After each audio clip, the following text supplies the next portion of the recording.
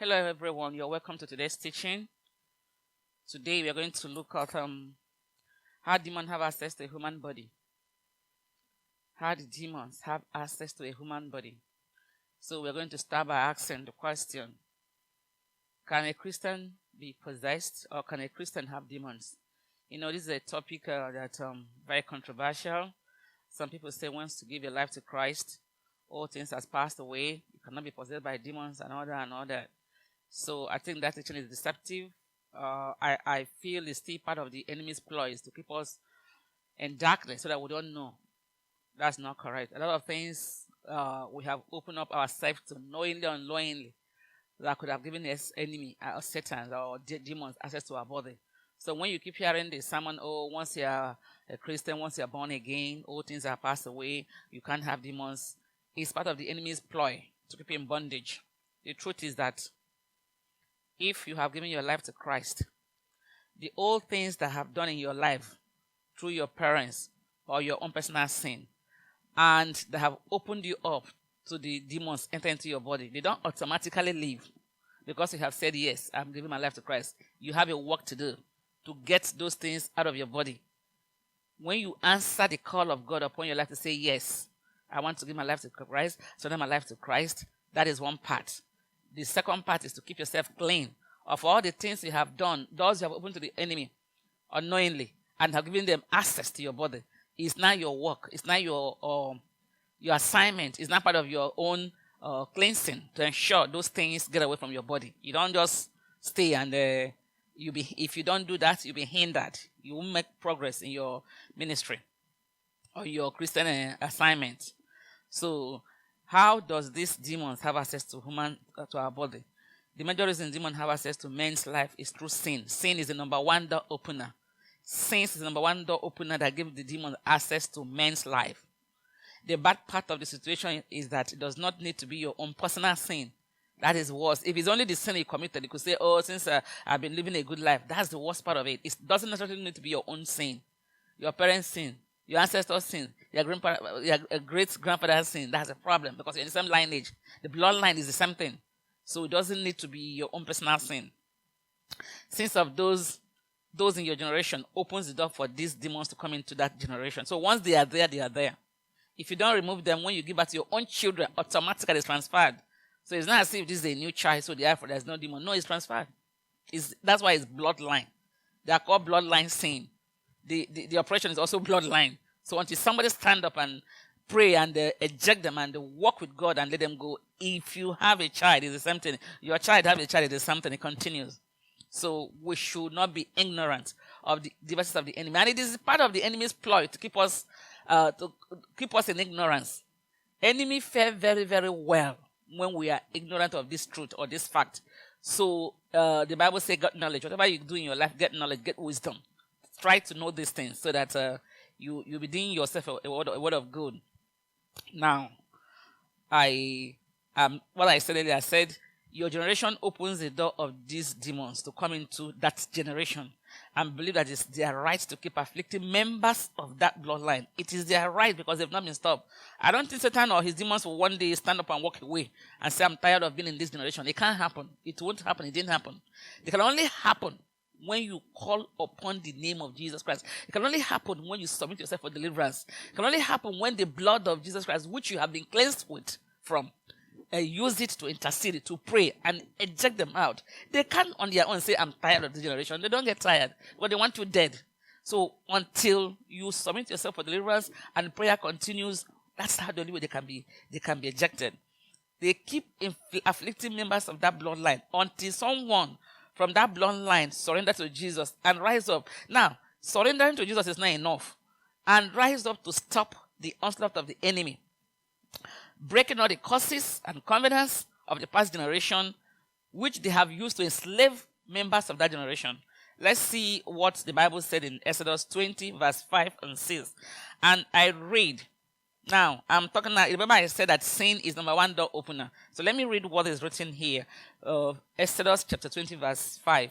The Lord is saying, this is one of the 10 commandments. You shall not bow down to them.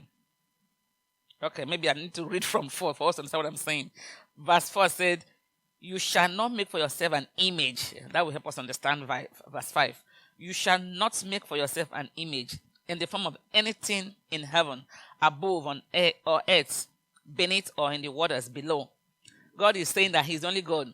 Don't go and make a small something to say that's what you're serving. It is clearly written. This is the commandment God gave the Israelites, which is now part of our own. Come down to us. Now God said, thou shalt not have anything you're going to worship. Don't make any image. Don't say, I'm worshiping this. Don't do that. You shall not bow down to them or worship them. For I, the Lord your God, I am a jealous God. God said he's jealous. If you do that, punishing the children of the sins of the parents to the third and fourth generation of those who hate me, but showing love to 1,000 generations of those who love me and keep my commandments. I'm going to read it again because it's important for us to understand. I speak a little fast, so I'm going to read it again. Slow down and read it. Verse 4. And I said, and I read, you shall not make for yourself an image in the form of anything in the heaven, above, on earth, beneath, on the waters below. God said he is only God. Don't look for who to worship. Example, when Moses left the Israelites to go to Mount Sinai to get, sorry, it's not Moses, it's Aaron. It's Moses, but it's Aaron that did the crime. Moses went to the Mount Sinai to hear from God to get these 10 commandments. Before he will come back, the Israelites felt, oh, Moses is wasting so much time. How can we just say we don't see who to worship? They asked Aaron to make them a graven image, something to worship. I wonder why they need to send an object to worship. And Aaron went and did that. That's exactly what you're saying. That make upon yourself something you will see. This is what I'm going to worship. And start worshiping that. Question: how can something you make, or whoever that make it make for you, something that is graven, something that is made by man's hand, how can he now turn to have breath to be who you worship? It's a serious issue. So, for God said we should not do that. I, the Lord your God, God is saying that he's a jealous God, punishing the children for the sin of the parents.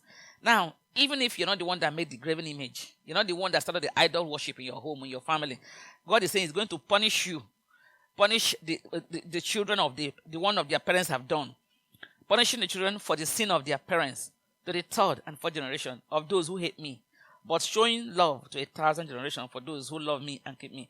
So that is why I said, you are not going to say, because I made no idol, because I didn't worship another God, I abstain from bloodline sin. No, the place we just read is saying that it doesn't need to be your own sin. It's a sin in your foundation, the sin in your bloodline, the one your ancestors have done. That's the sin that God is using to punish you if something is not done about it.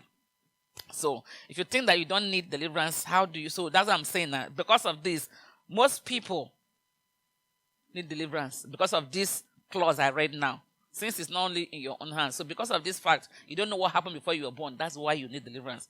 So, if you think that you don't need deliverance, how do you know what doors and sins your past generation have opened to the enemy that has given the enemy legal right to afflict you? Why do Christians continue to suffer setbacks, poverty, frustration that we are inflicted on them by demons? Since we have agreed that sin is a door opener, why do Christians keep suffering setbacks, poverty, and frustration? Obviously, it's something they had no control of, something that came from before they were born, something that came from their generation. That's why the enemy have the opportunity, have the access. Sin is the major access to afflict them. How do you know that what you are going through is not caused by you directly, but has been handed over to you from your bloodline? So these demons get access into the lives of people through the following ways. So I'm saying that, why do you see Christians suffering, affliction, poverty, different kind of things, affliction, addiction, drunkenness, things they seem as if they can't control yourself. They can't control it. By the time they are doing it, you are looking at it, you know that this thing will hurt you. You know that if I do this, you are still doing it. It's as if you can't control yourself. So I'm saying that these are things handed down for them from their foundation. So the question now is, how does this demon get access into the lives of people?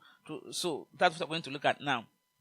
Number one, like I said earlier, I was a little started early on this, but we're going to read the biblical support of it. Number one, I said, is through parental ancestral activities. Jeremiah 31 verse 29, I'm reading it. In those days, people will no longer say, the parents have eaten sour grapes and the parents' teeth are set on edge. This is a sin in Israel that their fathers have sinned and they are the ones suffering for these sins. This is the number one door opener, the parental sin. When the parents have sinned, and gone and live their life and died. The children continue suffering because of the sins of the fathers. Our parents, our ancestors could have entered covenants with these spirits, knowingly or unknowingly. Sometimes, not only unknowingly, our parents could have actually gone to this priest, gone to this devil's agents in any form. In different nations, they have different names for it. Most nations call it, they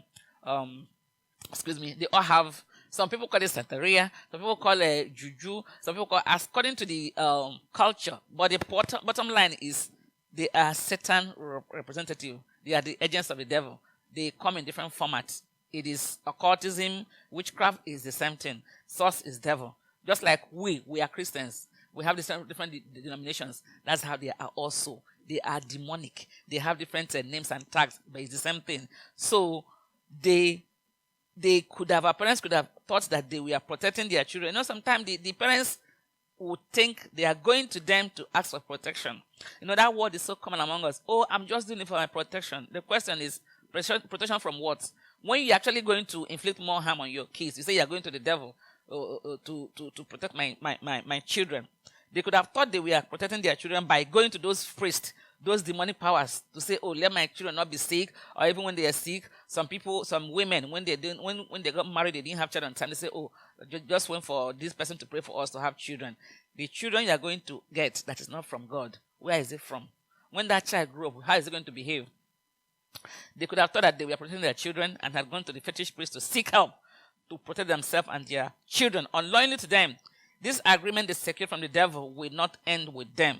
Now, when you go to those priests, those occultic powers, those mediums, those agents, whatever you secure, whatever covenants you make with the devil, okay, I'm going to give you children, I'm going to protect your children, I'm going to do this, I'm going to give you money, whatever it is, it's not going to end with that man that stand up and go and meet the devil. It's not going to end up with him. Even when he is late, this covenant, as far as the Satan is concerned, this covenant continued. By going to these people for protection or any kind of favor is a serious violation. This is a serious violation against God. So when you've done this, it's like a big sin. God doesn't play with idolatry. It's a big sin. If sins are to be arranged in the order of heaviness or big, if let's arrange sin, which one is a bigger sin, which is a smaller sin? To me, I feel idolatry is a big one. In my own understanding, idolatry should attract a capital punishment because that is the essence of your living. You are created by God. You are completely derailing. You are completely shifting your focus, your attention, your shifting your focus, your loyalty. That's what I'm looking for. You completely shifted your loyalty to your Creator. No Satan created you. No occultism created you. No witchcraft made you. Who made you? God. So when you say I'm going to them to take it for power, it's a serious violation. You just left God. God, I'm not interested in you. That's what you just said. You now went to the other side. So that's why I said if I'm to rank which one is bigger, it's idolatry. Because it's a serious violation. Because it is the working against everything God stands for. Everything God stands for. God created you. God loves you. God is asking you to come to him. You say, no, I don't want you. I want Satan. So when your parents and grandparents go to fetish priests to seek for favor, they are saying there is no God. That's what, even though they didn't open their mouth to say, that's what it meant. This Christian God cannot help me. Let me go somewhere else to get help. That's what they are silently or inwardly saying. Meanwhile, the first commandment says, according to Exodus, okay, that's the place we read. We didn't read this, by verse 3 of the 20, we read the chapter 20, verse 4. Said, thou shalt have no other God but me. So your parents or grandparents who have disobeyed this law in ignorance has brought the consequences of this disobedience into that bloodline. So whoever in your bloodline, if it's your grandparents or if it's your uncle who have gone outside the protection of God Almighty, gone outside the jurisdiction of God Almighty to go to somewhere else to get power, to get favor, you have just attracted the consequences of that disobedience to that bloodline. It doesn't matter who did it. Could be your aunt, could be your mother, whoever. As long as it's the same blood that flows through you people. It just brought an evil into your bloodline. So this door, opened by going to the fetish priest, is what will attract demons into your life. Now, no longer saying, I don't need deliverance. Now you have seen that you do need deliverance. Because you don't know who is in your bloodline that have gone to brought this evil. So you do need deliverance. Most Christians do need deliverance. They must no longer offer Okay, I'm reading the book of Leviticus. Sorry. They must no longer offer any of their sacrifices to the good idols to whom they prostitute themselves. This is to be a lasting ordinance to form to them and the generations to come. This is so because by going to them, an agreement has been formed. Whatever is the request your ancestors presented to the fetish priest, if it's by money, if it is money or child or security, the fetish priest who is representing Satan must have claimed that he has given the protection to the person. So the fetish priest will also have a demand. What I'm saying is that there's an exchange. When one left God's jurisdiction to go to the devil to get something, there's an exchange. When you tell the fetish priest or whoever, or the occultic man or the priest say, I need money, and he give you money, what did that man, that the ancestors, what did he give to Satan? It's the bloodline. Knowingly or unknowingly. When Satan gave somebody in that generation money, what is the exchange? The exchange is the lives of everyone in that generation. That's what's so bad. That generation have been mortgaged. The ones that doesn't even, innocent children doesn't even know what is happening, their future have been mortgaged. So that is why it's so terrible. Except like I said earlier, except someone in that generation rise up and was able to notice what is happening. Oh, everybody in this generation is poor. Oh, everybody in this my bloodline, they don't get married. Oh, everybody in my bloodline, they don't have kids. Except somebody is careful enough not to be swayed about by this general statement. Oh, you are born again. You're a new creature. We can't do deliverance. If the person is sensitive enough not to agree to that, he or she will rise up and start asking questions and start asking the pastor, what should I do? And pastor, with the help of the deliverance team, that's why I said the topic is how do these demons enter?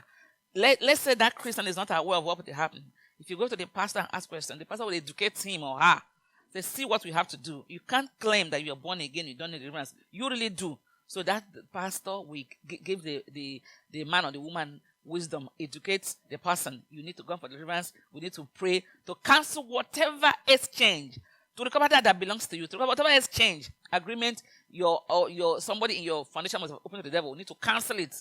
If it's a curse, whatever it is, cancel it, negate it by the blood of Jesus Christ. It is only through such prayers. It is not a one-day prayer. Remember, you don't just go one day and say, I have submitted myself to deliverance. Everything is okay. Remember that these your forefathers must have lived 20 years, 30 years, 80 years, lifetime. You can't come one day with the pastor and everything is over. No, it's a continuous prayer until you see that there's alignment, there's a turnaround. That which you don't see before has started happening, then you know that God has answered your prayer. Don't assume your prayer is answered, is over by one visit. You will continue praying. Now, if you refuse to pray, you just make Satan happy. They will keep afflicting. When you suffered and died, your children continue suffering. So what do? Rise up and keep praying. Keep believing God. Keep pleading the blood of Jesus. Keep asking for knowledge. You don't have to know everything. Read books on deliverance. Ask people. Ask some other elders in the church. What do I do? I'm still having this attack in the dream. I'm still doing this. Keep doing those things until you are completely okay, until you see a change in your life. If there's no change in your life, don't stop praying, because Satan is subtle. It might tell you, okay, you're going for deliverance. Don't go again. Until you see positive change, radical change in your life, don't stop. Because God wants you to be free. The Bible says, who the Lord has set free is free. Until you see change in your situation, don't stop. God is, if there is nothing, I repeat, nothing Satan have done that God cannot undo. He is the creator. He is not, God is the creator. Satan is not. So whatever he must have done to you, God can undo them. That is it for today. It's a long teaching, so we're going to stop here. Maybe next week we'll continue from it for another week. Thank you for listening.